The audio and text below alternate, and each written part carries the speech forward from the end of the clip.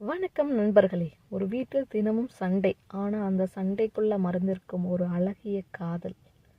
அதைத்தான் இன்னைக்கு நாம் பார்க்க போகிறோம். கோபக்கார மனைவியும் அமைதியான கணவரும். ஆதி சசியோட ஒரு உண்மையான காதல் கதை. ஒரு வீட்டில் கோபம் அதிகமாக வர்ற மனைவி, ஆனால் அவளை விட அதிகமாக பொறுமை கொண்ட கணவர். ஆதி அமைதியின் உருவம், சசி கோபத்தின் புயல். கோபம் இருக்கும் இடத்தில் தான் காதல் வாழ முடியுமா? இல்லை, முடியாதா? அல்லது பொறுமை எல்லா பிரச்சனைகளையும் சரி செய்யுமா? இந்த கணவன் மனைவி வாழ்க்கை கதை உங்களையும் நெகிழ வைக்கும்னு நினைக்கிறேன். முடிவை தவறாமல் பாருங்க.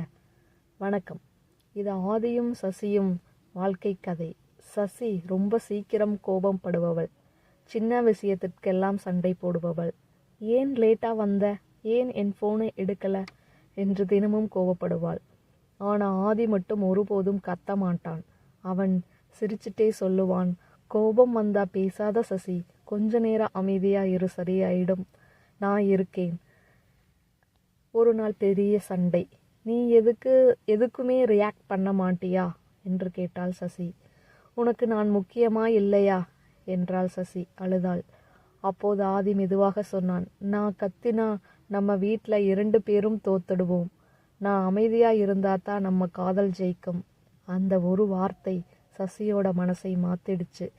அதுக்கப்புறம் அவள் கோபம் வந்தாலும் ஆதியை நினைத்து ஆதி மாதிரி அமைதியா இருக்கணும் என்று மனசுக்குள் சொல்லிக் கொள்வாள். அன்பு காத்தது, அது புரிய வைத்தது, இறுதியில் வெற்றி கண்டது. இப்படி குடும்பம், காதல், உணர்ச்சி கதைகள் பார்க்கணும்னா இப்போவே நம்ம சேனலை சப்ஸ்கிரைப் பண்ணிக்கங்க. இந்த ஸ்டோரி உங்களுக்கு பிடிச்சிருந்ததுன்னா லைக் பண்ணுங்கள், உங்கள் ஃப்ரெண்ட்ஸுக்கு ஷேர் பண்ணுங்கள். நன்றி.